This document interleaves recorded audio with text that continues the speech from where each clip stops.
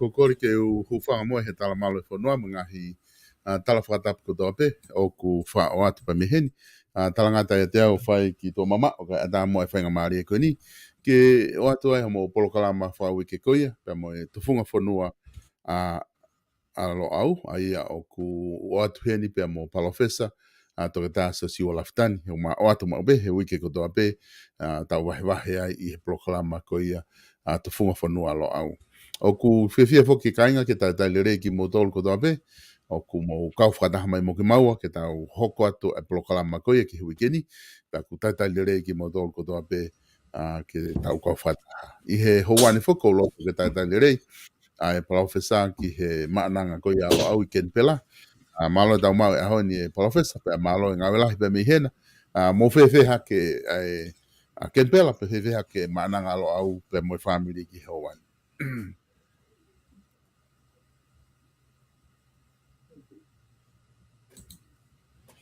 Aloha pito uho o mama ki mua ke uhoko atu o ko whamalumalu atu pe he talamalu e whanua lo tupe mo ako ka ata ke hoko atu ai tau porokara mau tau whawhika e ko toa pe I e tau mau ai mo ui lelei ke lau maari re awei ki ne rei e tonga ko toa pe o ko sai pe e ua wawau pe he kalusanu mo family mo ngau e lo au hen koe lere ai pe I he whatongia tatau pe kai whafoke atu malo pe ko sai pe mau no fohen Malo pito. PALOFESA malo pito ai whatara noa mai pe mi hena, ku ilo pia kulere mi ako toa pe mi maananga hena. Ko ne tu foki I he wikeni ku hangai ko ia ku ke mea I ku o si tāpuni foki wharearea I he tau wharearea koe wafe ua ai ia ku ne na tāpuni I he wiki ko o si. O ku iai whakaha mai koe tō plelu koe wikeni o ku amanaki ke toi whakaha vai wharearea ke tau wharearea ia o e wafe ua tolu o tau whanonga ata. Te whito ki he ngāwe ko ia ai kau whafonga ki he patseti. Aia koe tu unga ia o ku iai koe ai wharearea hene tu ko he tainimi. O ku koe o koe pe e whangi ki isi o ku siohifo kulahi a pito a alanga I. Pa ko tui mahalo maho inga ke o atu ke o maha a whakaukau ki ai. Koe isi koe ki hono ke confidentiality. Ai koe confidentiality koe isi ia o ku lahi a hono whehu iahe a honi. Koe isi whakalao whoki e nia. Ka koe ngau talo tonga tala noa whoki he kolistu. Ka koe isi whakalao e ni o ku malawa pe he mawhai ko ia o e whamau anga. Ke nau tutu uni. Ke whakapuripuri. Ha whahinga mea o ku kore e hataha e o ngota whaaki. O ku na awa kio ki whamau anga. Ka pāku nau kore ke whakapuripuri mea ko ia. Pea o ku moai ai mawhai whamau anga he lao ke nau tari e kore ko ia. Pe kai ke nau tari. Pea tēnā koe taimi koe te nau tari ai e mai rewa ai tutu uni rewa me ai o ku confidentiality ai area pau ko ia o ka pau kai ke nau tari. Pea ka pau koe area ia ko ia o ku kake a uia ki whamau anga ku nau whoki pena tolo area a ngolo ia. Ki he whahinga mea ki he ngopāti ke na wheloto iai pea ka pau ku na whokotu atu ke whakapuripuri. Tēnā whaere na area pau anau he mea ko ia ke whakapuripuri. Aia koe whai mea ia o kulahi ai e longoa a he tainimi e PALOFESA. Aia koe whai konga ko ia ke confidentiality oha whahinga mea whakalao o ku whai ai longoa a. Tau te whito koe ati ki whakatātā koe ni. Na e hanga e he komiti aia koe ai na e ai whake komiti na e whakotu ki nau tolu koe executive committee ke nau whakalere koe a spoti. Ai ko komiti koe ni na e sea ai pe CEO ai a Lord Severe. Pe ai re mo kau me mipa komiti. Aia na e taimi koe na e ta ofi e koe a spoti he pare mia koe o aho koe ia.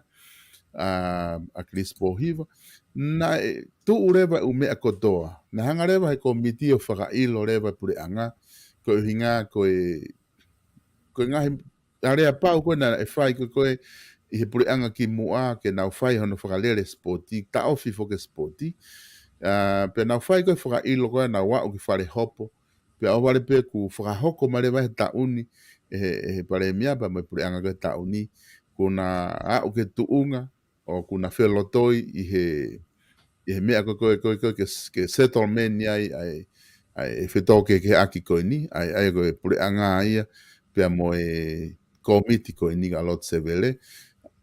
Pia koe whelotoi koe ia, koe paanga koe totongi o ku confidential.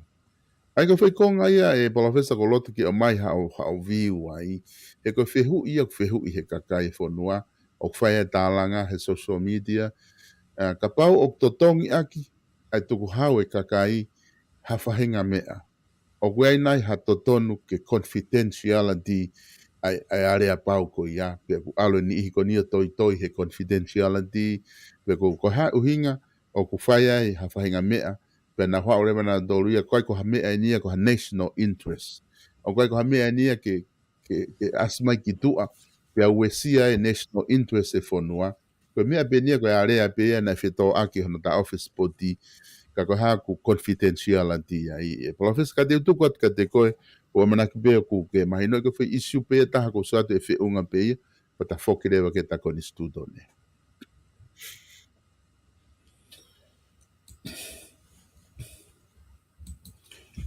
Malo vito tonga ko kon studio ne foki o ku kai ka kupu ai ye ku mau pe malava pe ke hanga o tana ki mai ai o kai ka kupu ai ke o kune pu aki mahino mai ai pau ke ia e umea e whakapuri koi ko ku mau ia tonga pe ave pe mo mana tu pe ku tonu pe ku hala ka koe ku mau a kuia e ka whefoki aki kone ko ni stuto ne o koe kia fo i whakarea pe he ia. koi Sai. Ka kuiai a ngā hikupu i lao ko mea kou lahi ngāwe aki mai aki i ka koe ngā hikupu i lao o ku asi ai ka kuiai hono kono whakarea ko fu i rea ena ko confidentiality.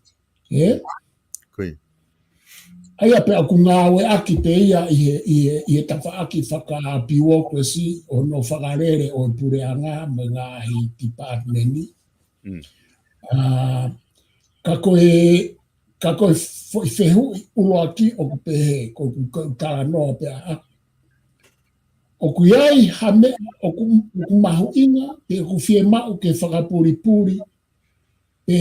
pe tuku o ikai ke awerewa pe whakaata ki fonua whakaluku fua. koi Pe koe hano ui confidentiality, koe private act, privacy act, koe private act, privacy act. koi Koe foi kupu i lao ia koe o ku iaia mea pehe.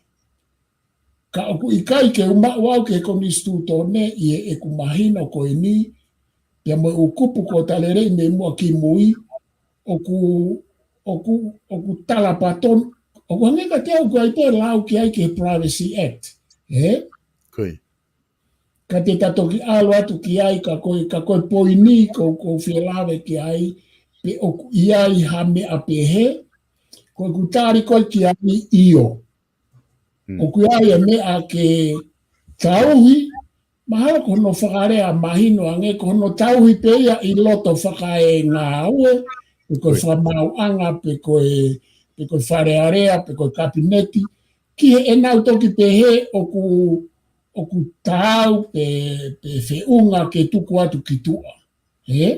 koi Ka nai fo irea na ke hanga o mai ane nai koe Privacy Act he tala noa i umea o ku ta ofi pe koe whakapuripuri pe koe hano whainga rea, koe o mea o ku whekau aki kana ke si hanga po aki mai whaerea koe a pea moe mo national interest.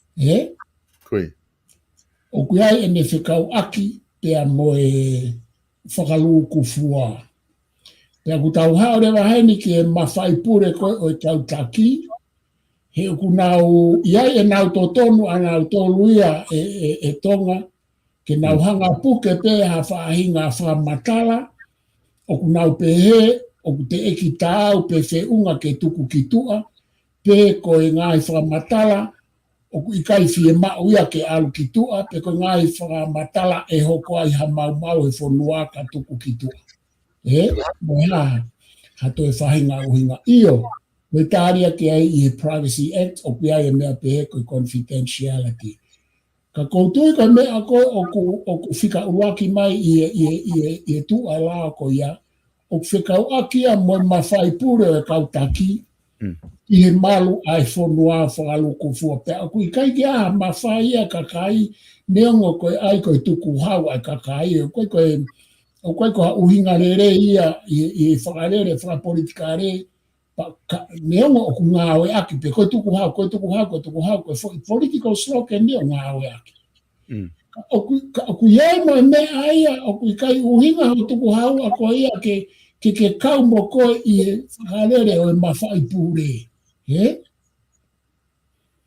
He koe whaahinga mau ia o ku hala, koe ai ke te atu me kakaia o nau kau he pure, pe o sange koe kia ha pure ia. E tonga. Ka koe poini kou mau inga, o ku iae o mea, ke tala mai ke kakai, he koe nau tuku hau. Ka aku i kai koe uhinga ai tuku hau ia, ke kau mo koe ia he pure, o ku ke pure ia, pe aku ai mo kau pure. Ko koe, ko tau tolu, ko kau pure ia, o pure i tau tolu. O ku kai uhinga te mokalatia ke tau tau tolo pure. O ku hinga ke tau esia, tau ataina ai fai tutune kau taki ka aku. Ka pau te tau tolo pure mo ni koe e tala noa ia so late si, Ko te mokalati, ko pure anga kau vare, taki he kau vare. Ai a koe ne uhinga, ko ki te aha kau pure ia. Ka koe poinia kou fia lawe kai sai. O ku tau ataina he lao ke tutu une whaamau ke tauhi a whaahinga tala noa, pe ko whainga whaamatala, pe ko whainga whelotoi ke oua tuku ki tua. Kai orewa ke sort out whakai whaamau anga.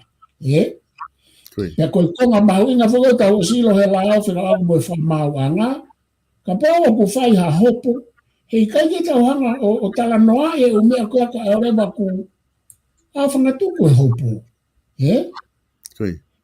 Ka ku hanga whoki he mitia whakasose are ia, tena kamata mai e samala krispo hiwa mo teke whakate mokalati, o ai e mea kotoa ia ke o te aha mea ia e confidential. Pe ai o tauhi ke malu, pe ai o whakapuripuri.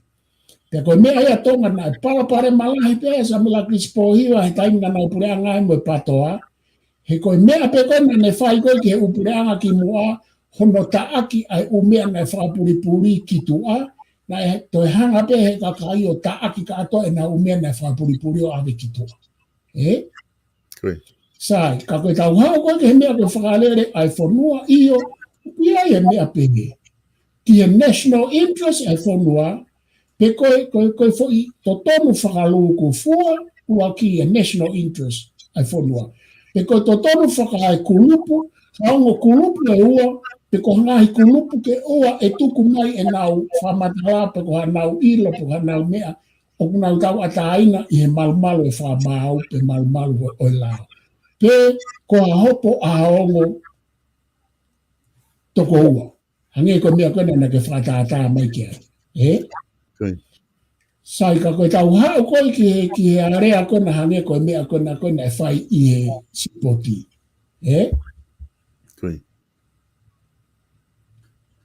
Ka pau na e kai ke tutu uni he whamau. Na ke pehe na koe whelotoi pe anau tolu i he fwoi tala noa whamui mui. Iyo, o ku iai e nau to tonu, o ku whamatala ke la, o kua e nau to tonu ke nau whelotoi e nau tolu pe oua e tuku ki tua. Pe a kuia e totonu ai whamau ke me tu ni ka whai totonu ke he ia e ua. Ka koe uhinga koe keisi ko ia. Oku ikai ko ha keisi whakatau taha ana o tolu e tonga. Ko civil case moki. Koe. Ai fo i hopo ko ia ko civil case. Aia, koe anga koe whakaukau ke fo i keisi ko ia. Neongo kuna o whelo toi ki ai ka koe uhinga koe tuunga koe o kui ai ai o kupu e ua koe ni. Ne kai ke tu ne fa mau ko e nau whelo toi pe, ka koe hange koe tālanga u whae kakai, ka koe sirinia ai whonua. Koe. Aia ko ne hao ko ia i hanga i whakaukau atu o kutu ua. O kui ai e nau totonu, ko ongo kulupu eni o kui kai ka haongo tau taha. Sai koe whehu i. O kui ai hake heke ka whelo toi pe he haongo kulupu e ua o kuna hopo, pia moe tau taha. Hei tau tala noa eni i social rights, pia moe individual right. Koe hopo ka e toko ua, o ku kehea moe hopo whaka organisation i koe na, pe koe agent, whaka kulupu.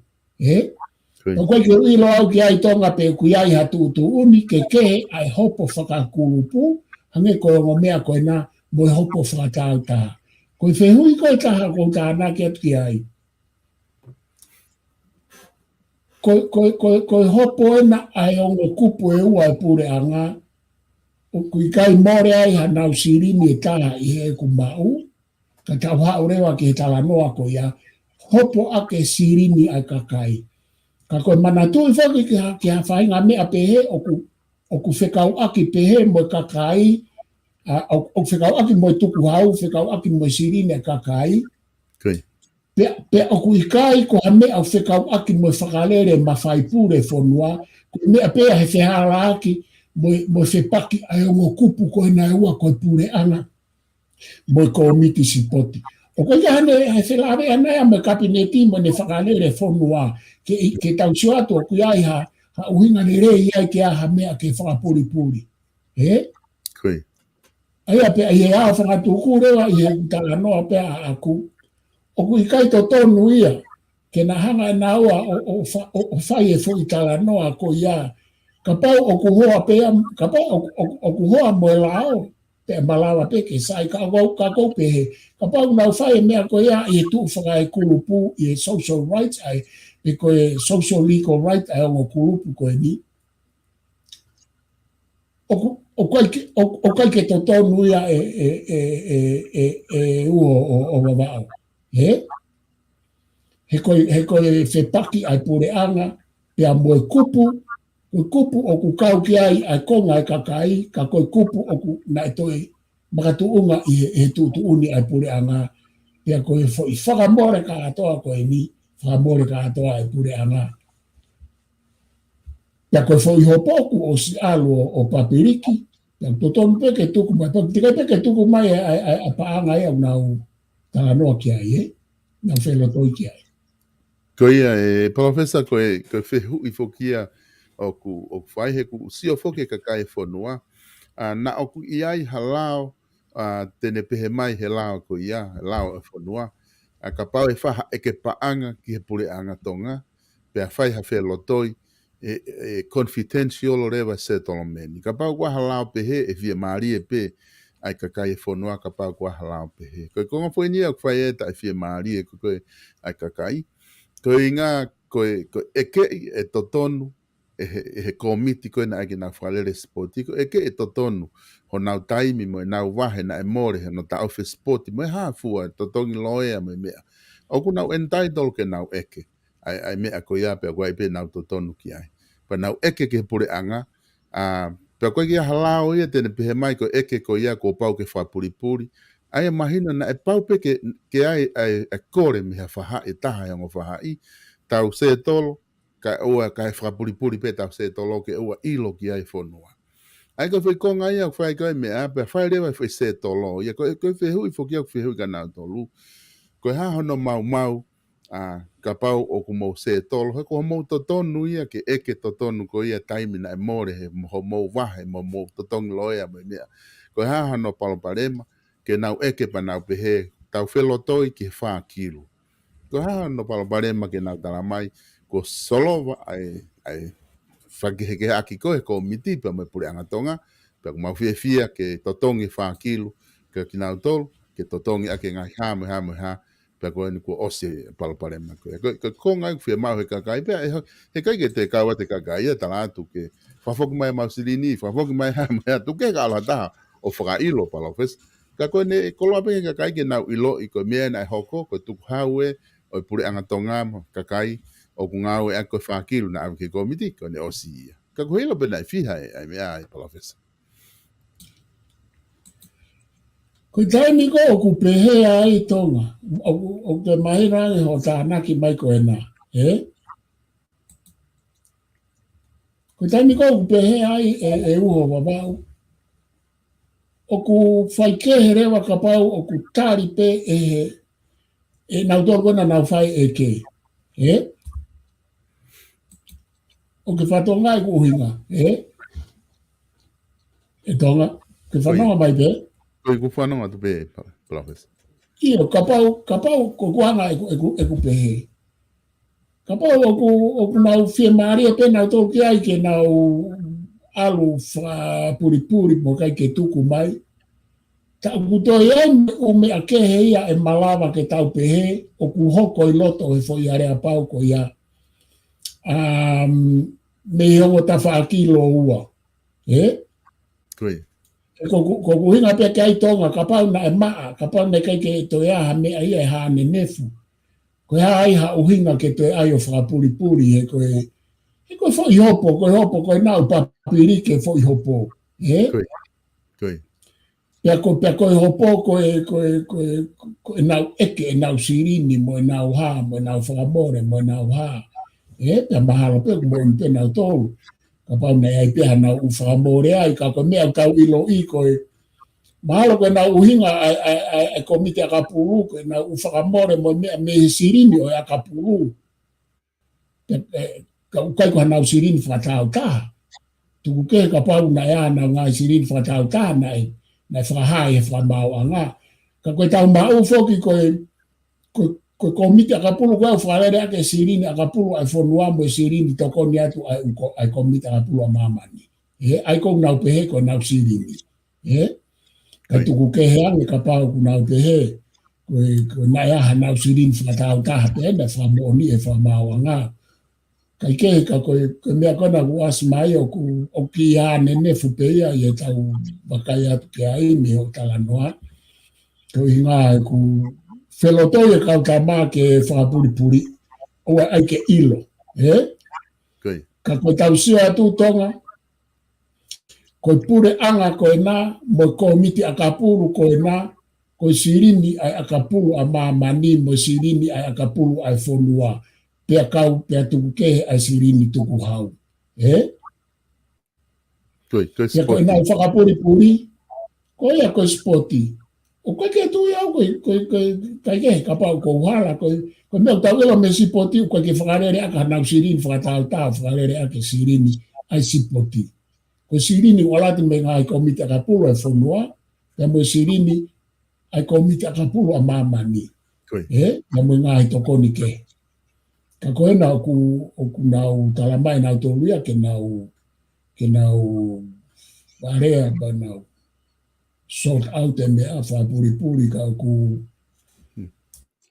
ki ha ni nefo apita e mea nengo kia e ukonga a whakalawa koe ke taulawe ka koe mea ki e neha mahino mai e mea koe ni oku e te uhinga oku koe ke nauanga tuku mai ka koe a whanga tuku tonga koe sirini ai whonua, i he kauta anoa sirini ai whonua he tuku hau, sirini ai ukomite a kapulu, sirini ai a kapulu ai whonua o ku whai aki ai nau ke ai ngahi, ai pure anga mo e whiha i ke ena mo e hopo ai, mo tau whakalao ai pure anga mo e komite sipo, te white koe komite a kapulu. Koi. Ia. Koi. Kau ki hanga whakao se toke ki whaikonga koe niu maari au pita manantu I hange.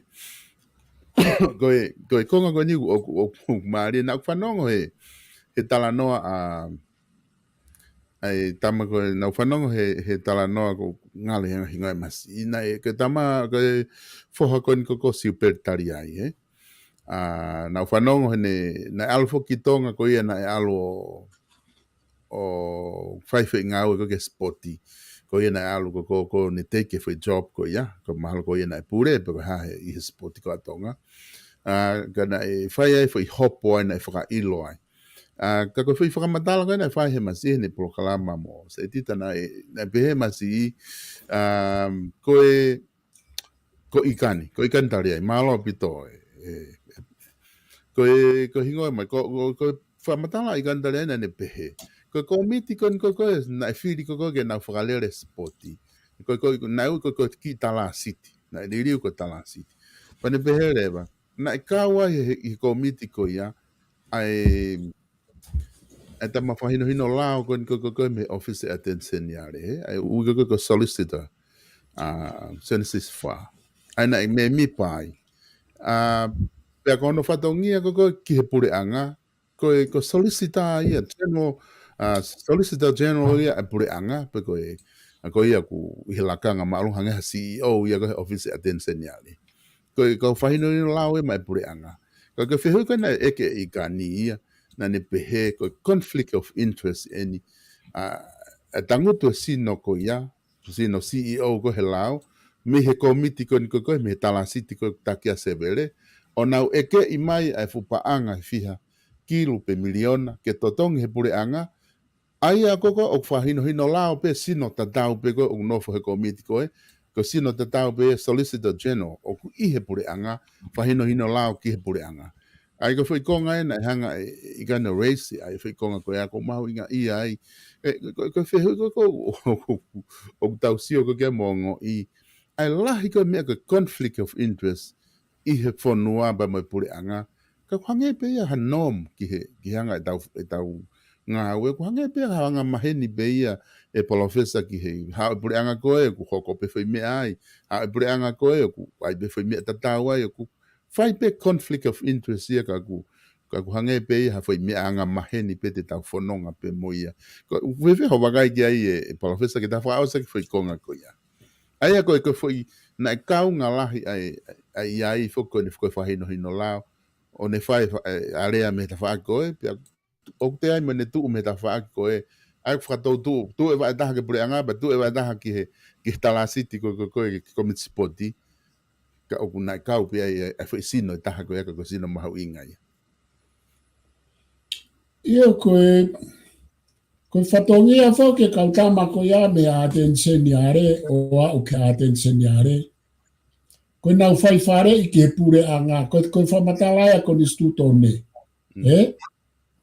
koe kapneti mo whare area koe a koe poini mau inga nei ano toi tuku mai neu o koe attention yare ka koe solicita a office attention yare koe ka koe tau whehu I rewa koe attention yare koe talanoa ko ni stutone ko ia o whai whare I ke whamau anga pia whai whare I ke kapneti te whito ke whare area me kapneti koe ano whatongia o attention yare ko solicita o office attention yare e toi kehenai e ne whai whatongia ana me attention yare he koe attention yare koe foi institute koe foi tiwa koe si makehe he kai ke hao solicita e attention yare o whai whatongia makehe me he attention yare he ku whepaki mo lao he ku tala mai patonu he konstitutone o whatongia o attention yare koe haa pa koe whehu ire mai koe haa uhinga o kutoi alwa ia o whai whare I ki he komiti e taha hangi koe tala noa koe na kapau koe mo nia whamatala I kani koe Sai, o kutala mai he lao ma ko ni su tone o ngofua pe ko ke mau ke fraiki ke lao. Ko ne ko mau ke fraiki ke ke kupo ko ni su tone. O ku ne tala mai ko attention are fai fare ke kabineti fai fare ke fare are. O ku kai tala mai ai ke ne fai fare ke kupo itu. Ko kupo na itu a kupo si poti ko konga ye ke pehe ko konga pau o ku vai ua ai komiti ko ia ki tu ke papiriki pe mo e kawa ka e pure ana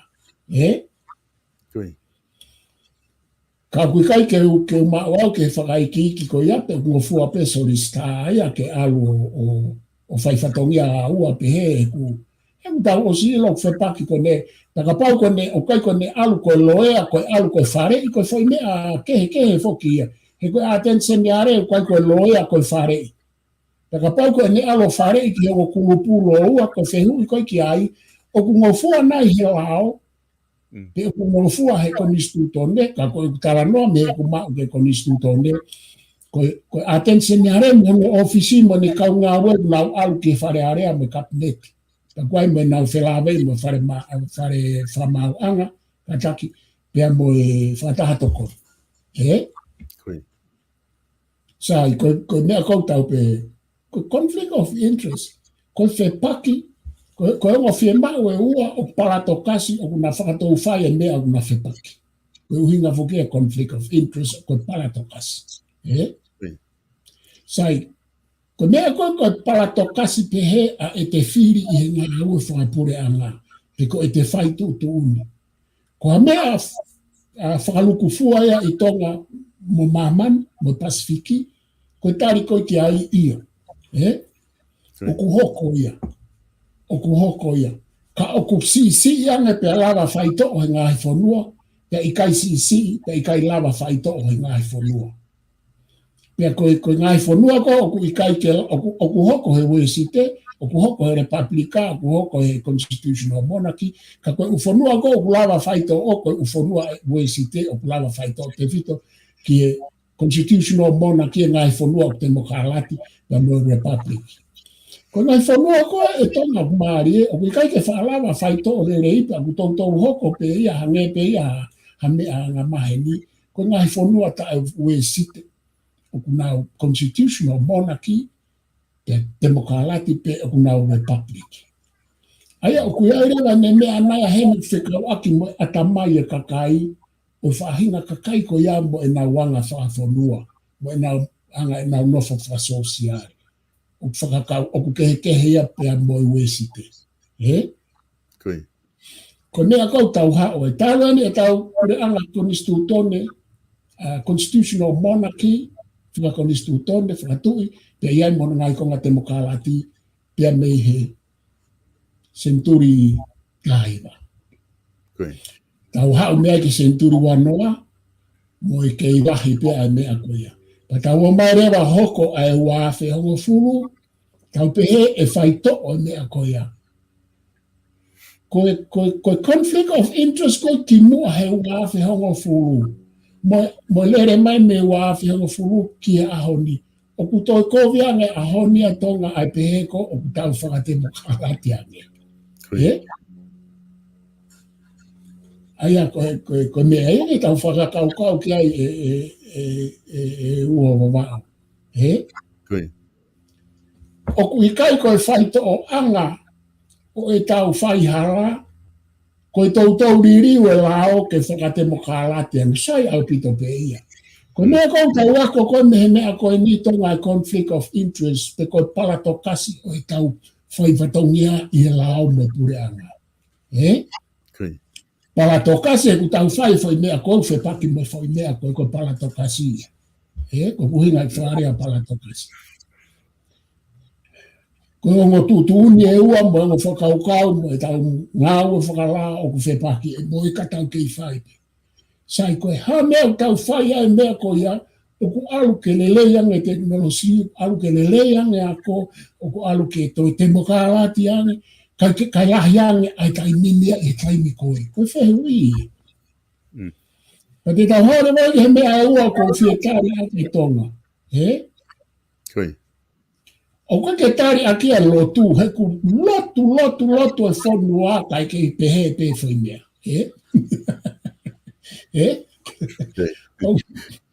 O ai maha tahaya ke ni kala mai ko vete ki anga whaimea ko ni lotu ko i alone senturi ua ke tolo e tau lotu mo whakautu pe me aia ko ni sai. Tuko lotu ia ke ta whaki, ia pe me aia me whaia e ia. Ko ha mea no he mea ko ni tau whaia. O ko taria ke foi mea e ua e tonga. Ko i tuunga mahino whakatamai ai tangata. Mo ne tuunga ke lawa whakakaukau. Mama mo whakaukau le rei. Ko whika a ua kia. Ko uhinga o tau pehe ai. Te ko whika ua, ko tuunga whakamolare whakaunganga ai tangata.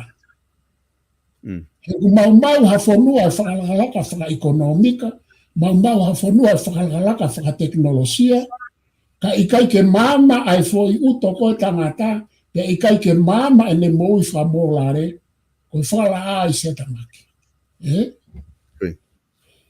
Aia ko me aia me ku tari aku ke tauhanga o fix. Ko tuunga whakae atamai, whakae whakakaukau, whakae mama ai fonua, o ku ikai ke sai. Te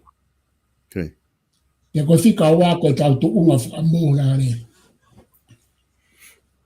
O ku hanga kaitonga ia whakawhai ke hei, o aipe ai mōrare, o ai whataha pe mo ngāhi mōrare whakalotu, pia o ku nau whikau aki, ka o te ia e nau kehke. Ka teu tāna kia. Ko mea ko justice. O ko justice pe ko whai totonu ko whai mea whakalotu pe. Ko whai mea whakaako, ko whai mea whakalao. Ko kia ane whakau ake anai me tala noa whai totonu a lotu. Ka pau hei kai ke tau hangai tau tolo whakatoka ngae u whai kehe ko ia. He te tau omi pe whai justice whai mau totonu e lotu, ke ai katoa ake umea, ka aku i kai ke ngā ue, koe ku poini e tonga koe ke ngā ue i ai whunua. Aku totonu whakia ke ako, i koe justice ai ako, tala noa lai kia e tama koe ko John Rawls, i ne whakaukau ke justice, tala noa lai kia PALOFESA whakahelu ke whakaukau e tangata koe ni, mohai kantamu. O ku kehe tala noa, ngahe ka whika tala noa ke justice ai ako i ene whelawe me lotu. Tala noa mai mea i kau karikiki mo. Pea o ku tau tala noa pe na tau pea toi tala noa pe ai mōlare koe whai mea tau atahina pe ia me lotu. Pea o ku kehe me justice ai ako pa kua ina whikawaki. Ka kua kuhinga o ku tala noa pe he e tonga. He ku kai ke lawa he whonua whakaata mai koe uhinga ia koe he kai pe ke whaito e tau whui parapare mai tau tau koe ia. He ku tau ai pe mea kotoa ke tau wafe mai ke lotu, ke pehe ke whaito a ke umea e lotu. Ka uku ia umea o whaito he lotu ke hu ke vani pa ai umea koe ke lawa e lotu o whaito i hau nofu ngā aue mamani. Ia ka pau koe ke whewhanau kia ka kai e pa nau lau mai koe mea pia nau tōru. Ka kou tala noa te au he uhinga, koe tāria koe niki o tala mai mo tala noa e ka kai. Sai, hei kai ke tau lava fix e foi mea koe ni koe pe whakasisi e mea koe ni koe conflict ai interest i tōnga. He koe uhinga koe tūnga whakaata mai, o ku kia pia ke foi mea koe, o ka ke ako e ata mai ke ne mama whakaluku fua ke umea. O ka ke ne ako ai ata mai ke alwhataha mo mōlare. Ka koe mea ai. Koe tau society, i tau hanga po hae lotu ke a whangatuku a ke mea kotoa. Pea ku kau ia e voi parapare malahe e tau society, ka kutui ki ai kakai. Pea ku ita kakai e ka whaita anoa pehenia, ka koe whantangia whaako peo ke uta anoa, Eu sai ai ka kai pe kai. Ka ko uinga ko me ako ho ko e fonua. Te tau fe tonga ka fa o si tonga ka fa fokia. Ako tau longoa a he teke te mokala ti. Ka ku kai ke au whakatahaya mo o mea kono kuhoko. Te kukau he whakakau, tau ai ke māma ho tau atamai mo tau whakamahino o au whakataha ai atamai e māma mo whakakau ta atamai mo mōlare, mo lao, mo lotu, mo umea ko ia. Ko i ngā kai whakasisi ai tau whaihala. He? E donga, he? Mola. Kate whakaasu tonga kai tuku atu. O kula e kakai nau ai mai o mea, ko koe ta noa tau ko pehe ko hawa. Ka koe uinga koe mahino whakaata mai kia te au ai u whakaukau whakamolare, mo whakaukau whakalotu, mo whakaukau whakaako. Au ke te mahino, la he umea au ai mai ke te whaihala, ka ku te sio atu. Koe. O ku whepaki he kai ke ola le reia, paka mea tala mai he historia. Tama historia. O kui kaya kakaya te nau whai e umea kona. Nera e tonga e tuatu hongo kulupo e ua koe nahe na fo i hopo me na ke koe na. O kui ko haia mai fonua. He ko wheret severe mo mea he tawhaki koe tonga. Koe.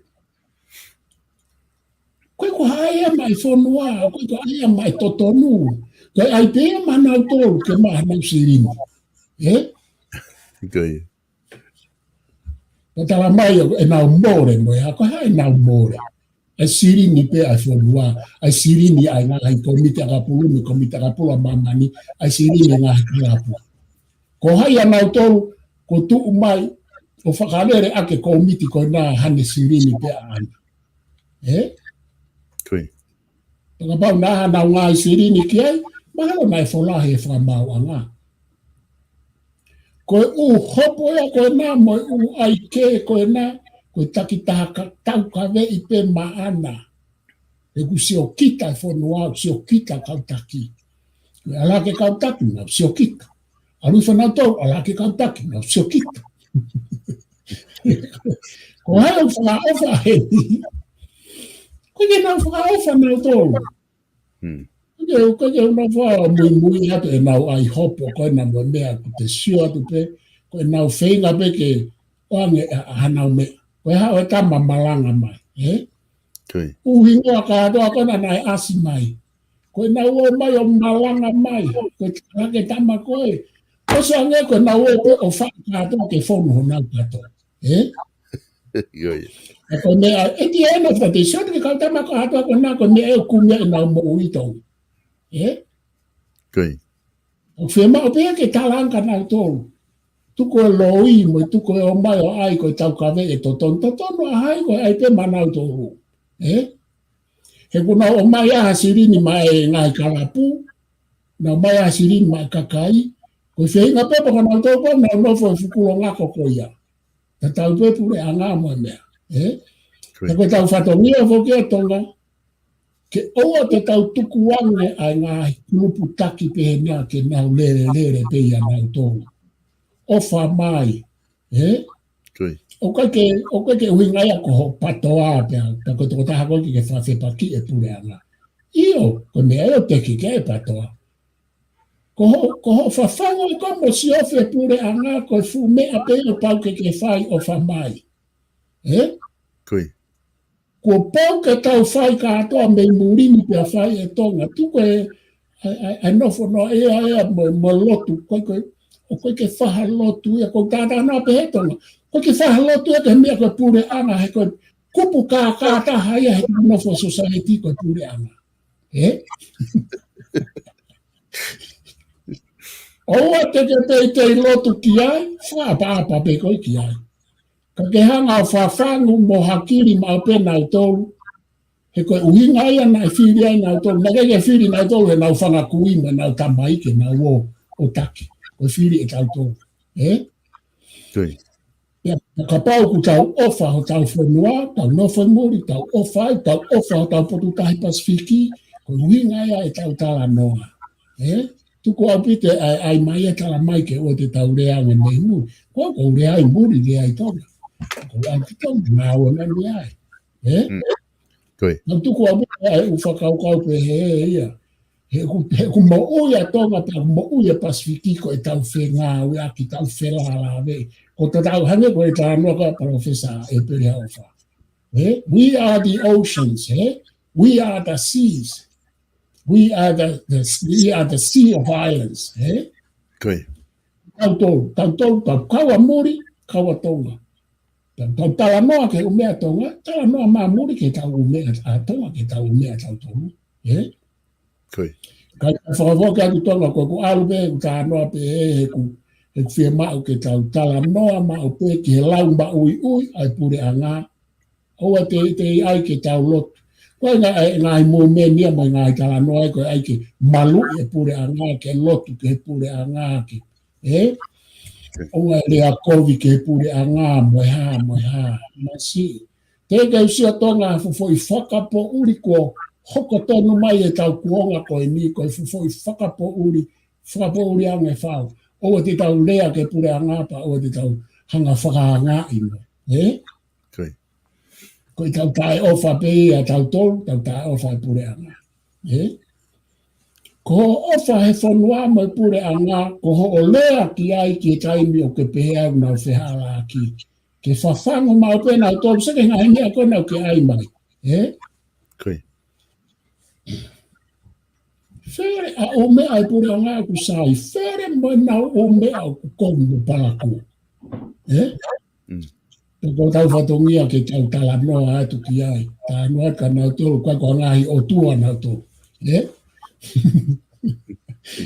tu wadu tonga ka nati. Koe. PALOFESA mahalo ko tui mahalo te tā ki iafe ai ki he tā konistuto ne. Hange koe whakamawhata anoa na whae tokoni pare mia e whare area. I he isiu koe ni. Tā mai tokoni pare mia. Koe mea ni ngahi pure anga ki mua kumau mai o toki whai hono solo, whenga ke solo wako ini, na kai koha mea na mau whai he pure anga koe aho ni.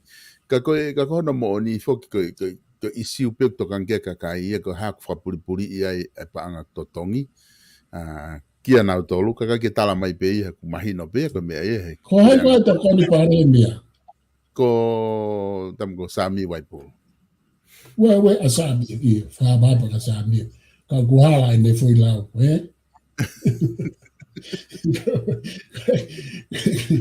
na e kauia i he ngai pure anga ki mua na e mwe na ngahi mea nau tō. Piko ya ngai a mea tonga o ku hau me mua ai u keisi koe ni, ki he upore anga koe ni. Tila moia, deal with it. Ka koe mea kou tau tokanga tau toki ai, ke ai ke asi maha mama me mui e tāno. Ua e kofu i pehe i. Kofu i pehe i e mea. Koe koa sirine nau, o koe koa hapure anga e nau whanga kui mua sirine nau whanga kui e mea koe. Mea katoa tau tau, na tau katoa ki ai, na tau ringi toto katoa ki he mea koe na. Ua e hawa taha ia claim toko taha mai mea. Ua e hawa pure anga claim mai nau tolo mea.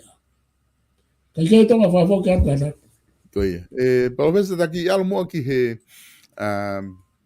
ke kupu koe ne tā konistuto ne, na tangata whoke kupu tolu fitu, aia koe kupu tolu valuen te tā hiki ki ai, koe tui moi whare area, ai koe kupu tolu valu ia, te tā hoko ato he ahoni, koe konga koe ki he conflict of interest, ai solicitor general te utok whinga ke kore ke na alama ke o mahane tari, na ku he guai beni, na damai na toki hu mai o se fui whaka ilo pe mahal na whae se tolo na ku na kai ke ia ia na ia. Alu i ka whanua ke, ka koe toki maa tari ka mi iai, ka ta alu mua e PALOFESA ke kupu tolu valu. Koe tu i... Io ke eke atu ki ai ke hao tala noa, pe umofua he whatongia o a tensione rembo no ofisi ke nau whaia fo i whare i ua ko ia ke hango kupu o puna hopo. Koe. He koe tau mau eni, mantu koe ume au tau mau, o koe mo I he konisu tone, koe mo umea I he lao.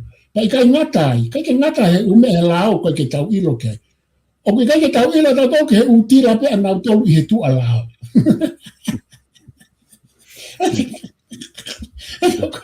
Koe utira whake nai he tu alao. Ane koe lau koe a PALOFESA I nau fotua kau. Koe politiki whae a ni whae tu a whare, kau ke whae loto whare. Koe tira koe nau whae ia I he tu alao, kai ke whae loto lao. Kaka eke ake solista ki tala noa mai. Koe tu I mo e whare area kupu tolu waluia. Lau ia tu tonga o kunga fua ki e tu I ki whakataha ai whare area I a taimi pe. Pe o kunga fua ki a te ia ke whakangata ai whakataha o hange o kune whinangalo ki ai mo whakau ke toi whiri hakau whafofonga. O I kau nau pere mo kakai ke nau hu ki e whare area. Ka I kai ngofua ke nofo ai pure anga ta e a whare area o fuoloange I e tau e taha. Kupau ke whakataha mau pe ai whare area I nuku alofa pe e tap au pito ke nau whakataha I a potu kehe ngata pe I he taimi tau. Ko kupa ni koe na uinga no vete ki ai whare area. Pea koe le foi taimi koe ni ko I tonga ko nofu ai e whai mahena I fiha pe wha maal monu se ane. Pea na aku sio tonu he fo I vete ke whare area e tonga. Pea mo umea na e hoko ai ngau e fonua, ngau e pureanga samela pispo hiva e patoa, ngau e fonua, ngau e maman, Ka koe fo I whatongia ko ia na e whaia me kupu fitu alu. E koe mea ia koe ko whaapapa e tamatu I koe ni, koe mea koe kune whai talo e ne hopo ke talo ni, o ku I ke toi hau ia I tu o he lao mo I koni stutone. Pea nou rema. Te tau lau atau tau ke aipa te tau whaanga e tu ia ni ngā hi lea. Wholofola ta moia. Ka koe mui koe tu I koe ni o kou mahu inga ia he fo I mea lalahi e ua ke tu I koe ni. Koe ne mui ke kupa koni stutone mo lao, pea mo ene mui ke u whakaukau mahu inga e tala e whanua. Koe ongo me aia tuku ke u mea ke he ne ta anoa ke ekonomika mai hama. Ka koe foi veteki koe ni. Koe foi mea koe ni ne whaingata apite I tonga e kupu tolu walu. Na I kai ke whia maari e kakai o ki hono whakamatala ai veteki he tu I ai pure anga neongo na e whakakoni stutone pe oku he kupu tolu walu. Pena e hanga e TV tonga mare teo tonga o ange kakai ako ke mo kakai loea ke whein ke veteki ai foi ai ngahi uhinga.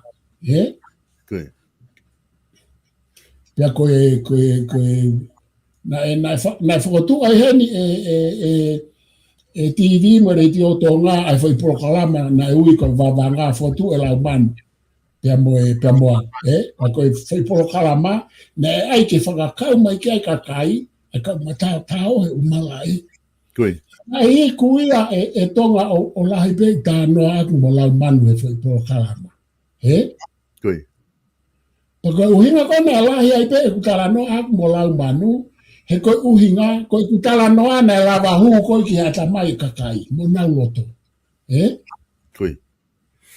E koe kutala noa pe ni koe mea mo oni e nia pe hanga rewa he TV mo re te tonga puke I pe au, lere he retio, lere he TV ke utala noa ki kakai. He koe kau matao katoa na matala noa mea ko nau atambai ke kakai. Mo nau poto. Na o loto au e tala noa aki, a hoku loto, ma hoku atambai ke kakai. E ku fie mau he situation pe he, ke alu ki he culture, ke alu ki he kāinga, ke alu ki o tala noa whataha mai mo lao mo koni stutone, He koe mea e ongo. Ko tonga fokia e uho wawa au ke. Koe. Tau nofu na tole murino lau whakapoto mo tau tala noa tembo ka lati pia tau lau atu moe ha. Pagu ai peka kai pehe tonga. Ka ko tonga whakaluku fua te ke lea o ongo ke kakai i ngahi mea lalahi koe ni. I e lotu, i e tala e whonua, ta tuku ke lao me koni stutone. Whai aki moho ata mai, ho poto whakaako. Ia koe mea koe nai hoko he mea koe ni. An whakawhaki kia tonga ke hao ngahi uhinga. Pehe koe loto kovi pe ia lot tui whakano ko ia nai sea. Ka koe koni stutone fokia o ka ke talama ia pe ko hai. Mau inga pea he lao ko hai me ave a matala ke tui. Ka koe koni stutone ia e kupu tolu valu. Ko ene pehe tui ia. Veteki. Ko nistu tone na fapetu ia foi mea ka tau pepo ko pita po mere na neanga. Fika hoko ki ai. Ka pau te tau mahino i pehe ko nistu tone mo la. O te tau toi ka anaki atu ai anga e tau whakakau ki ai. Ko foi se tese waki pe ko nistu tone e foi kupu ko ia ke ne whakao si ko ia pe ia e whai tutu ni atu. Pia koe mea koe nai whai rea whelao akia i tua. I e kupu toru walu ka te toa whainga uhinga mo whakapoto. Ke koe kia ne whikau ake ana mo kupu toru walu. Koe mea rea nau alu atu ai, aladele wau ia i e kupu toru walu mo mawhai whakai tui, oi tui i he whonua, i he historia, i he haa, i he lotu, i he fumafi ko ia he taimi une whai tutu uni ai. E kai ngata ai tonga mo e kukore ke sambola akidispo hiva mo no pure anga mo kau kabineti ko ia ko siaos mo te vita lave mau mo mena ku lea hanga tonu pe au ki e hingoa sambola akidispo hiva hingoa sa sovareni hingoa te vita lava mau no mau tupu hake mau no fata ke nau mui ki e kupu tau valu mo e tutu uni ai tu i mawahe ki tua pea whai e whiri fo o. Pea atu mono ngai tāna ki keke. Kai ke, kau whoki mai tonga. Ko konga wha o si, ko pau ke whai mau pe ai whare area i loto nuku alofa. Ko e fufua mai wahene whare area tau mea tau whahau ki tua. Me loto nuku alofa, ai kou tua e ahoni. I tofua. Konga havelu, konga tofua. Koe konga ia o e haa, hawe alahi, a mauto. Pea mo kau sina koe konga ki tofua, ki alomu, e koe tofi alomu a tofua. Aia, koe fufua taimi ia, ke awa e whare area, ki tua, kana e ai whako whakarau, e fo imea koe nga ke ai mai a liri, koe konga nuku alofa, koe nga ke hoa mo e kupu tolu walu, mo e konga whaausi. E mea kona utua. Ka koe fuafua alu e a whare area tau mea tau whahau, ki tua ki he tofia o e haa e ua. Ka wala uta, mo hawe ala. Koe tofia whia kepa. Pea mbolomu. O kuna whakataha mai ke fui e ria koe. Koe ke loi po ko whee. Aia, koe uhinga ea koe he whau a tau whahau, ke oa tu oa tu ai kolomua, koe poini mahu inga ia ko wheta rake tonga. Whakonua koe tau whahau, oa tu ai kolomua ia tofia ua kia. Oa tu ai plus whatu ia tofia a haa. Tu pe he kere o pure anga mo tu i. Pea goe o hinga loloto ki ai tonga. Mari. He koe uhinga koe na ai ko ni stutone mo mea koe pure anga. Ko uhinga ke whakawhai ke hei aki me he ngahi haa. ke ua te o mai fo i mea whakahaa ke whakarere a ka wharearea liri mo hingoa o kau hou eiki ko ia ko kau no pere ke nau whakakonistu tone o mai hatofi a ke tu uai ai kolomoa tu pehe kere kere pere mea ko kere kere ai pure anga ke mau e pure anga o ato kau mai haha o te kau mai hou eiki Ali. ya ko fo i kolomoa ko nuku alofa ai fo i loto tano ba i kolo fo o mo kolomo tua Koi. Ko hatofi ai a hata o ko winga ko hatofi ai o ha Koi. Ko kakai ai tu i ya ku ia ngahi ha ku ana kakai mo fu kolomo tua mo kolo fo o a ko foi tofi a ko tofi a pe ko fo mo kolomo tua ko tu i pe ya mo pure ana Koi. le se que foi mea ka ton ko tu i hono tofi a mo pure ana ko ongo tofi a o ku kehe ya me tofi a ka mata pure ma tofi a pea moe kau tau i whanua, pea moe hoe ki no pere. O ku nau haa kātoa, pea moe tu i. Ka koe taimi kong nau haa wai koe he koni stuto ne, o ku vete ko toa ho nau haa o tuku i tua. Ko ku tā noa tonga ai kai ke whakakau mai ai umea koe ni ko pure anga pe moe tu i. He koe taimi ko o ku whakakau ai tu i ke mea koe ni, o ku ririura ai tu i me ne tu i kanoku poru, moe haa mohe o fo o tu i karauni. Ali.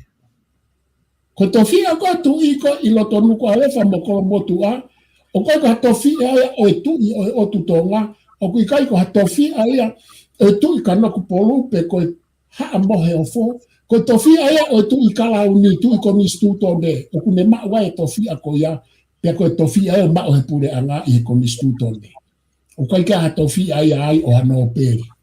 O kai ka kai ai no pere, o kai ngā feitu ia whailo ngā horo ko feitu. Hange ko whasi mo ia whia tungi, na fuafua no fo i mai e tungi mo no ka inga ni kataka motonga. Ka o ku i kai ko ha tofia ia o tungi, ko tofia ia o pure anga mo i tungi. O kai pe o nau u api ai, ko mea iau tō maaria o pito ko whiawhi mai peki ai, ko i ngā he ko whakalao i rewa a tofia o i haa, whia la kepa mo lomu ke hoko fuafua taimi ke hoko ai, ko e konga o nuko alofa, kai malawa ke ha. Ia se te swao se kupitolu walu, kai malawa ke tu uai ai whare area. Wavoki atu, Koi. Malo pito palofesa ko tu mahino pito ai whamatala ko ku ke o mai ai kupu tolu walu. Ai aku i wakai ko ki ai o ku ha mea to tonu ke dili wai. Mahino be foke e tu unia tu i ko ke te o maha fehu ia, ko ke fa fehu ia ko ke te o maha uhinga. Ko ha mea ku o ku beteki ai. Mahino pe fe taimi ko ke fa dano ki ai kakai na e. Maha ko fe ta weni wa ta fitu na e me majority na mau katoa ia e he patoa na hange na e loto mama he kakai hono fai ko hono betek ko fare area ka ko konga ia ki ai e palofesa au kwa kupu ka tatala noa foki pe ku ai ha I ho wakai pe ku ke kupu ko ia pe ku ha me to tonu ke fai hanga au ki ai pe ku tu le pe kupu ko taimi ko e ngā ue hala akai e hatu I e kupu ko e ni. Ko hanga ene e kusio a aku tau ata aina. O ko hanga na uhanga whakatonu hia I hono veteke e pure anga samala krispohiwa. Ko hanga whakatonu hia I, he ko tale hu a samala krispohiwa ki paremia, mo ne hanga whainga ke liliwe o mea rahi loto. Liliu ta e whakalao e samala krispohiwa, penai o mea ne ta e whakalao na ne hanga li. Ko tau longo a kona kea e ko miti ko nako e kamata e samala krispohiwa. Ai pure anga mo e mo sipoti. Pea lai mai o mea ia na e o mai kakaina o whetu tak mai ka pia tala mai ke walo tala noa. Moi o mea ke na e hoko no whai sa me garis po hiwa mo ne pure anga. Ai mo ne kau tama ke na ua holo whai ri fia i mo te tā holo kakaina ngai put ngā ue. Se ke o mea ko ia. Pana na o mai o tala mai ka te au te tala noa ako tāng koe ka whatongia whakahako ako ka whai o ngongo ako waro. O li po te mea sa mea po hiwa mo mea. Kau kai pe upoinia mo mea ke ta whaalaua o mea ena whainga, ta kui kai ke uofo au ia ai tonga. He koe tau mua pea sa mela ka tispohiwa, ke to liri ulahi ange ai anga e whaunga e whonua. Ta kone alake ko pare miana ne pe ko no whainga maari e. Ta mai e sa mela ia u koe ke to whima a lao ia. Na mau tālanga, ai tālanga e whonua, ta mai e tuko lao e ta whaakita were ta e lao pe. Ko uhinga whake e ne whakarea ko ia ke whaingofua e ne lere māma kua kula, ai ko uhinga ki ai. Ka koe mea ena ku maari e tonga. Shock e kakai e foi kupitolu walu o no whai o no foi veteki. Koe whepaki ia, koe tui koe nina e oange ta maiki me apa ko ria hau nā whai nā whai ke eke pau talaange ka nau tolu mou, koe nau whai ke tui koe ni pau talaange mou whanongo e tama ko whoa, koe o tua o e kau Vikingi, thoa da hema, ko thoa mo ne fuha mala. Ata mai nau to, ia mau whanongo pe ai, pau talaange. Koe tui koe ni, o ku wofitaha ki ene eiki. Ka koe ene eiki ana e ke hea me tui koe ni. Kone eiki ene te rege ne angai a whai ha mea ke ne ki nisi kakai. A ope ke ne pupului ke hala. Anga kovi te kakai ki ai ne rege ne hanga e tupu wha ia wha mea. Tau talanga rewa. Ko whoa da hema tui koe ia ka ne rege ne ngau ia ke ha mala. Koe tui koe ni. Ko whoa ta he maua ene, ka koe tui a koe ni, ne tau pe fo i poi ni a koe o mea, koe ne ta ia ke ia hama. Ka koe me au pe he tonga. Ta tau ai pe poko hai he whonua, ho o mau e ka kaito ko lahi, ka ke mau e pese te hiwa noa e whonua, ka pe he tui koe ni ke ne hana whakangata koe, i he uhinga whakalao te ne whakangata e ia. Ke he ia mea tupou nima mo tupou wha. Pena ne hanga rewa whaka ilo ngai, ko ne fuafua, awake pea sa mala kispohiwa mo pato a kamata ke nau. E koe moon po koe hae whakaiki ke moon mo loi ripoti atu waka no. Ka koe tui o ku ne tānaki pe o ku iai pe ono ata mai, i he whakatata koni. Ko whai tūtu oni koe e tui, ki ono vete kina kai ke toi kawai ha whakatata koni, ne kai kia mea koe ui mai whakatata koni. O ne mau pia no mawhaifa a koni sūtone, ta e hama. Ko ne tā ipe, tuku lere kātoa. Ko mea koe ngā kumari e iai tonga, he ni kai ke iai ha taha loto lahi tonga, ai kau loto lahi ma kau pore fu, ma kau pore tau tā mate koe ni ke tu o te tui.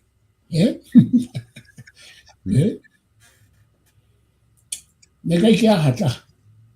Ka mena no fa tari ki ai poko hai koe ka kai loto lahi koni tau longa ai ke tua ta taha anki palasi. E kuhanga he tu i o hoka i mai fo i mea whahanga tonu ki te pure koe ni. Ka koe mea nai hoko e tonga. Na nau tarango fua. Pana kai ke tuku he tu ia ke tawa o taha kai toki ai whare area ke whai e whiri. Wike pe taha ua tolu mao ku whai hono, ai pe pure ana wha te whaki. Ke sia ka whai mea ka tonga ko whi tānake. Ma furi rewa tu i mo i whakataha toko ni he whai taimi koe ni na e veiken ni ai pure ana. Ai kapineti mo i whare area. Na os mate na o tōru iu. Peaha. Mafuri era tu i mo e fratato con mio fare fondo. Che sono misteri e un mea pe o quel che fai a tala no ko kakai ko pure e kakai o ku faka ngata mea ko ya ke tau hanga mahino. Ko hai na to re atu ke tu i e ne hanga pure i fare fondo am fratato con. Na ko hai kakai ai he na firi ka fratato con ni kakai. Ko tai ne alo ai decision making ya ke le o state na ku ta no ki ai. Ka ko ngā wake pai fo i rea state ko i ngā ko fui whakawhai ke he ia pia mo government. Okay. Aia ka ko whoki mai ke kupu tolu walu. I kai. Ta anua fo puka ngai mea ke fie mau viviri ke riri o kupu tolu walu. Okay.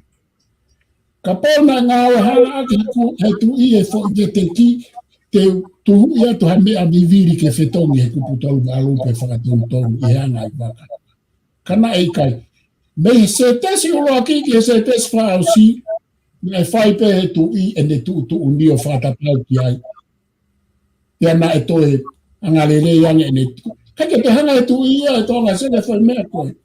Kake hanga tu i e te o mai ha ane tu uni makehe ana he funga lao koe kupu tolu walu i fo i veteki.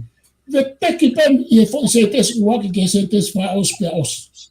Okay. Na koe mea koe ke tau whakasio e tu i ene whai tūtūni la lahi pe he ni, pe oku whai tūtūni i tu a rao mo tu a whare pe koloto whare mo loto la. He maka tu onga me ai e tau hanga whakahanga e tu i. Okay. Tau whanawha tau whakahanga e tu i he mea mau taimi ko ne ango kai e fo i a pere. Kei kei tama whakafoki atu kātaki. Okay. Palofesa i he konga ko ia i he foi kupu i lao ko ia. Ko tala noa e ni na ngau e ke tu i hono mawhai wange ko ni stuto ne hanga veteke whare area os. Ke te o maha uhinga, ke te o maha mea taha.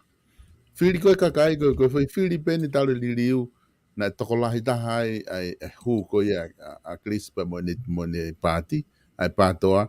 Kau kandideni na mimi ma ko to na tole to ta fitu ko fili akakai i he taimi ko na ose ko fili ko ngani ko sio ki ai ka pau na ko ha kai ko tu i ta moi ka pa na ko ha ta pe ko pare mia po ha na anke ma fai ko ne fai vete ki e ki unga ke te e ke kana tolu o ko taimi ko ose vete ki pia fili mai kakai i ta kakai fili mai to ko la he fai ko na vete ki o ku hange ko tu fi hangai lewa a fi vete ki mo me ko fa he kakai pe ko ha ni ngo ge pe na tonu pe fi vete ki pe na hala ko foi ta mai ko ni stuto ne ia palofesa o fi ma o ke tonu pe hala ko ta mai pe ko ne ngo pe ko me a vete ki ko ne ko ki te fi ma o ke tonu ko foi me ai a mari e tonga nai ke lawe ke nai pe ngalo ya os ko foi tu uni ai vete ki Koi. Ya koe whehui re banda ko toi tānaki atu. Na e o hinga e tu i ke ne hanga ai ke movete mu meni koe ni pe i kai. Koi. Pe ko ene veteki pe ko uinga he ku asi hake mu meni ke na hanga whawhe paki hanga tonu e mawhai pure oi tu i. Hange koe foi tohi atu i wanga no. Sai koe foi whehui ia e ua. Na e uhinga ene whai e foi veteki ke whakawai mai i ake ai mō meni, pe ene whakahoko pe o whakatatau ki e foi tūtu uni ai tohi, mo ene mahino a ana koe tu i ke mo oni e mea foi veteki. He koe poini koe ai tonga, o si kuia, ake ko tala noa. Poini mahu inga ia na ai ke lawe ke aipa kusai o te hanga o mai. Whiri koe ai kau whawhowhonga ke toi whoki mai. Patoa ata. Koi. Aia, koe tūrewa e aha koe ana usio ki ai i tonga. Se hangai e loto e tu i, mo loto e kakai i e foi i siu koe ni. I he mō meniti koe ia tonga. Kana e osi me ai hangai tau mo hangai mahina, na e mafuri rewa kakai. Kife. Mafuri rewa kakai o tuku maarie mo tuku e patoa ki tua, o mai peki asa mula krisi. Ko ku fehu I na e sia. Ai foi veteki ai pure anga patoa mo sa mula krisi po hiva mo e nau credibility pe ko na wivi mo na mana koa na e ikai ke sia I kamata kana e sia I after event. Tari. So di hetonga. Firi peka ka ia he koe ha. He koe fo I mana koa ia na e hao he tako e fiha o kuke iai pe. Ka na e ikai ke tu hake hataha ia hange ko wha matala. O fehi a mo lau kovi ki he tu I public ripe aha mo men koe lau ke he tu I no. Na e whai pe he kakai a e nau firi I e firi whare area ne hoko I loto I e nau kei tui peka Samuela a Crispo hiwa. Pake ilo nau to e whoki me peka Samuela a Crispo hiwa mo mea whakalere koe pure anga. Toki pehere wa he kakai. We, tak mo oni pe mo peteki e tui. Koe toa anga ia koe o patoa he lere mai koe ia. Nari. He nanau toki siore wa e kakai. Ke foi mo ni mea ko fe mai a kriske pelili lahi toki ai mai peki la o no o ngari ako no to te ke e foi la ko ya he ko mea ko se tonga ka to la ve ke le dai mi na o wa he kakai ka to ai fonua na to no fo ka pa na ke ma o na po ka sa mera ka si po hiva ke ma o lunga ai tara mai ke ai la o no ke fa tonga na wona toria pesa me la dispohiva taria he kakai na te hanga po firi mai mo patoa sai tau alu ke kakai talangi ke na referendum mai ke lao no na fo yo fa na to ko ya ka fa lao ia e tonga e na wo ko ke ai ke tala mai kakai na po pe tai po ke lao no ko ku hinga ko tai fa lao ye uhinga ko ni na e ikai ke loto ki ai e whare area ke whai ha foi mea pehe e tonga. Hange ko mea ko I alolo koe komite atu pere ake mo mea. Ko mea ko iau whamawhai me whare area ke whaha mea pehe ki a whiri whaha loto e kakai. Sai, tae whakalao e uhinga ulaki. Uhinga hono ua, o ikai kia hatau lao, mo hatau kupe ko nistuto ne ke whiri whaha loto ke referendum. Ai na alu pesa mlaki spohi vai ai no ngwa mo no mana ko amo mo ne pure ngana wo holo he ufa vai ko ha me na hoko ke he ia kala mai he kakai io tau ai la no he ko ina na ya na ma to hanga po firi mo to pe ia he ko na to firi pe tau to na ke po ta ko to na ko foi kala no ke he ia ko hai taria kakai tala mai he kakai kai kia feitu na malo ya samla ka spohi va mene al holo ko ya tala mai kakai no o ku ke ala ko foi tari ko na common ko tala mai o ku ke ala ko pa se pere ngese me ko ya ta na ki tonga o ko te toka na he tala no ko ni ki muri ko ke tau I tonga tau to ke reality e me I tonga ne lo tau ka pe ki ko ta no ta tau no foi tonga ko he me na ho ko na o tala mai he kakai o que tare la no e ala ko fai ke imagina kakai ai ke mo wala mo to ma fai tu se le foi se te ko ya tu ku pe ma fai ko tu I ko na o ku ya I ke ya aya fokire na kakai oha o po e ko puto walu que si o que mari ko a me a le ko la ko ala mo pe to re so o atu ke fo I mea koe pehe ku toi whiri na tole kakai, ko inga koe veteki, tala mai he kakai, o sai pe ko putonu walu ia, tuku pe mawhai ia ko ia ai, os. Mo vete e peki lao ia ono ngai ki whao. Ka kua pau tonga ke tau sio pehe tau ataina loloto ki he ume a ta e whiri manako o ate tau tui wha politikari mo e tau tui wha lotu mo e hao ta naki ki he mea ko ia ko tala no au he mea ko whaka uhinga analyze o tau ataina. Ko ke fe fa no ga analyze o kai mini ko analyze o ya ko harape ho kau ke patoa ko kau ke tu. Ko anga ko analyze fa politikare kai mini pa ko tapu ne au te ringa mi ai ko uhinga he kai ke ma o ha mo oni o ha me mo oni pe ke kau tama ko mo oni ke kau tama ko ko mo oni ko me ai te na dolu ko mo ni ke he ko ke na ta no na to ta na pe ko ke mo oni na tu ki ai mo na te ki ke fa vo ke to nga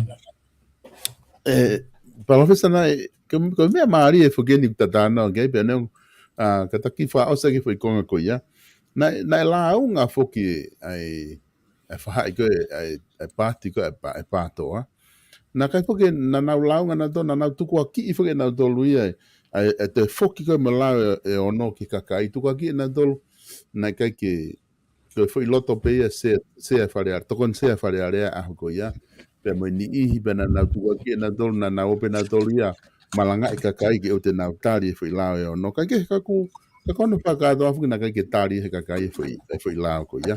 Te hangai ko whamatala ko ke o mai, ke ngai uhinga ko ni katala noa he kuptolu walu. Ka ko pehe e palofesa ke taki ngā tamu ai he ahoni, ko hinga he ku kuptolu hiwa tala noa ai ke ngahi tāri te. Ai o se foi mawhai ko I he kuptolu walu e tui, ka te wat peke ke whama opo mai, pa ko ngā ko aku me o sene ta hoa taha mo e hafi hoa. Ka o atu ke whama apopo mai pe palofesa na kua hamea ke loto ke whama apopo aki. Pa o sika tatu ki hoko atu I he wika hao. O ke ui logo taha hoa. Ko hoa ni taha ni, pega o hafi hoa. Ko hoa taha mi te hoa ni ta lere, me ofi pe ai. Okay, ia. Koe poi ni whaki a pehe nei te o horo mo hau e ki mo me ahe kakai. Koe. Ke tonga. Ai kou whia kaka o si a kia. O ku I kai kia hano ke he na o horo he kakai mo te o horo e patoa he kakai ko whakato o ke mao e loto e kakai. Koe. Ka koe poi ni koe ke o horo e hau e ki nei kai kia ha mea e ke ko tala no mo ke pehe ko ho e ki e una I fe o fata ha mo fe ko ho e ki e una I fe mana na tala no ha po tala no ha pe a pe ho e ki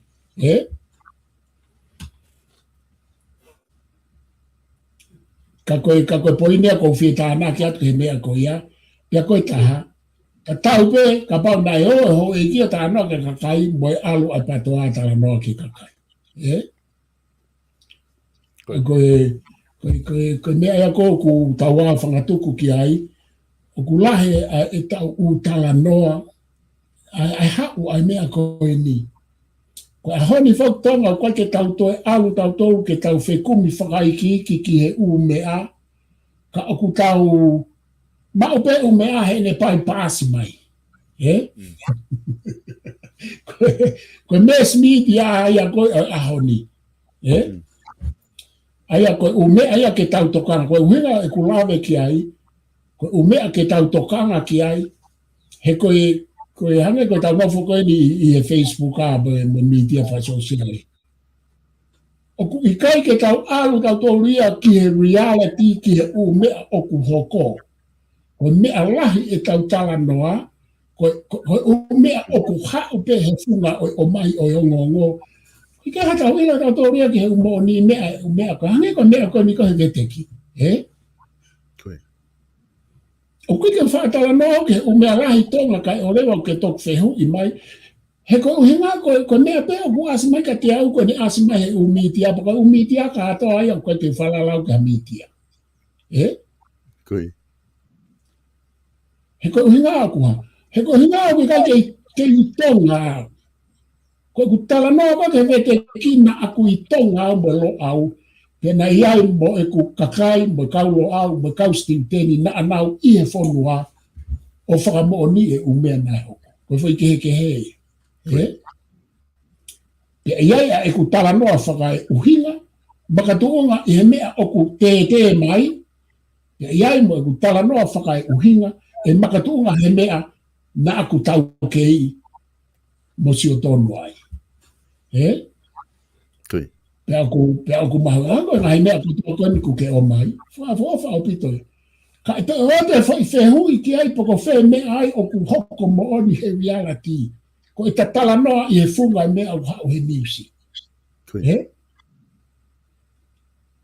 Ko te he ko e whelotoi ke whakapuripuri. Ko haina ne ome mea ko ia. Te tau, ko hawhangatuko ake. Ko hai ai se, e te tahana ne ome fo i se tesi ko ia. Ke makatu o ngai e tau hanga justify ko fo i mea ia mo oni. Ko haina e tu uai. Na elea ake e hata. Kai ke ko o mea mahu inga. I e tau tala noa ko e ni mo e tau tala noa e mi tia whaasosiare me teknolosia. Whatu tamaki whoke mi tia whaasosiare me teknolosia e tonga. Liri upe nau tō leo u mea kehe. U mea kehe ia ai mai a koe lau ia e tama koe. O mai o ku i misi o koe ko urea mai mea koe. Ka koe koe ko au ia koe whoito o tu i misi. Ka koe u mea ke tau tō kanga ke ai i e tau. Whatotoro mo e tau tala noa. Te oa na tau hoko. Koe kakai, whakaako, koe kakai mitia. Koe ngai mitia, aku tau nofo pe he funga i fwoi mea au te mai. Ka aku whie mai, o mea kou sai ai ho whai mau pe, ai u mea i ho ngā oe me taporo kalama, ko ho whainga hanga tonu ki tonga, ki ke tala noa hanga tonu mo kauta māmi i tonga. Neonga te nau loi mai, ka at least ku ke mau haki konga mo oni me hanga tonu me tonga pe ko mau hanga tonu maha me tonga ko ko pa pare ma ta fa ngo tala no la ka e ka filosofa o ku tau lere vai pe tau to he me o ku te mai ko media HNM Hala take hane ia hane whawhonga na mahane whakatotolo pau he wheitu ko ia. Ka koe taimi ko me rere i mai o me ane ko mitia koe koe kaniwa. Koe kaniwa ko whakatata aki. Oho ware peku ne hanga lele i maha whoi mea. Koe ne o mea kusai. O ware peku ne hanga lele i maha whoi mea kia tiau me lo au. Peko PALOFESA i nak whotu akau. Hala ataha ane ilo ana ke lo au pe ilo kia au mo PALOFESA. Te whakaeke pia maua ke makatunga e me mea. Koe whainga whakanawhara e koe e mea ko o kou hina ki ai ke tau ki whewhenga ane ke tau hau ki e mo o ni mo nani. Ka kou whamalo atu tonga, ka tatau a kia, koe ngā kau whenga ke whamamalo kou au whalaet ka te koe, whamalo atu ka te moutou ai kau mai ki tau polo kalama. O watu. Malo pito e PALOFESA, e ku wagmona pito e whatano ke whai. Wai lahi apita ngai mea he social media tau lau pe ai. Tau tatau ko toa pe, tau lau pe hanga tau pe pe ko whai mea mo ni nai ni koko pe kai. Pe ko hawai tahabena ni ki whai hawai wa inga ana tohi i haka ni ki status batau oho ko toa ai. Ka koe mea koe he whapuripuri, koe to hanga ton pe me re koe au e whare area, koe nai mea pe he pare mea whare area. Aia o whapuripuri fo i area ka ku safe abito e tala noa e ke konga ko ia he ku mau pe he i he rekodi ko e whare area PALOFESA ka ta toki hoko atu he wika hau ko ngā he ta proklama he taim tatau pe to site wika hau ka malo abito o whaat ka te koe pe he whoki ki a lusene pe moi family hena malo abito o whaat ka muto ia Whamalo atu e kainga ho mo kau mahe tau proklama TUFUNGA FONUA alo au pe mo PALOFESA to ta SIOSIUA LAFITANI pe me he maananga koe university alo au Kenpel ia ku whamalo lahe tika ting motol ko ilo beku lahe ai ngahi whehui o ku mo o mai te ki ngā ku mo whenga ke o mai whehui ke te loloto ai tala noa ka naga ke te mao hawhainga maarie ke te whakaloloto holo ko ha na pehe ai ko ha uhinga na kamata ai ko ha me na whatupunga ai ka mo mana tu ku lere pe programa he wiki ko to te to pick up mo ngai fihe wiki ame ke PALOFESA ko fe ma ope fo ga kuia he isi ko do pe hoko o ku mo osi ilo pe motoria kano kato ke isi ko ya mo no loloto isi ko ya ai fala ko a mo ilo ke ngai issue ko tau mo afoke ku fehu I ngahi polokalama ko ku ave ngahi isiu ko ia ko hai lau ki ai ka kai kone o ko polokalama ta tu fito ke kau palofesa ko kau politikare ko hai nau lau ki ai ko ngai nau view pe mo nau wakai ki ai ko ku tana ki hanga ko e tau tala no hanga isiu ko tau mo ai ka ku whamalo lahat ka ting modol, whamalo ki he mo kau mai, whamalo ki kau sponsor ko ia ku mo tokoni I he tau ngahi polokalama ko toa pe, he lava ke whakahoko atu e tau ngahi polokalama, ta tot fito ki he kau taha finance ko ia, South Pacific Loans, mo fia mau no, o na mo toe hanga kehe pe me South Pacific Loans, o whika ko no walu ngeau, walu, hiva walu. No walu ngeau, walu, hiva walu, fetu taki ki a Selig Tupo, pa mo ne kau ngā we te nau lava o whahoko a service ko e maau iha whainga daimi pe, o ku ke si whemau se niti ai, pe whemau tokoni I Okalani New Zealand. Koe kau taha ko ni tuu ia I Manuringa Toni, pe tuu reo hana wa e taha I he Cavendish Drive I Manukau, I Okalani pe ia ku ni mo tolu koe Australia mo Amerika, koe ki mo lava mo tolu kau he no ko ni ko mo ngai family pe mo ka kai tonga ko ia o ku nau I New Zealand ni te nau lava mo no ai ko South Pacific Loans Stalek to Bow no walu ngeau walu hiva walu te ke lava fetu taki ki ai ko e kau taha ko e whare kai ko ia I Heaven Kitchen o ku kei tu mo lau ka pau ke fia ma o ke nau kai hanga seafood ko whare kai seafood eni ai ngā mātua tonga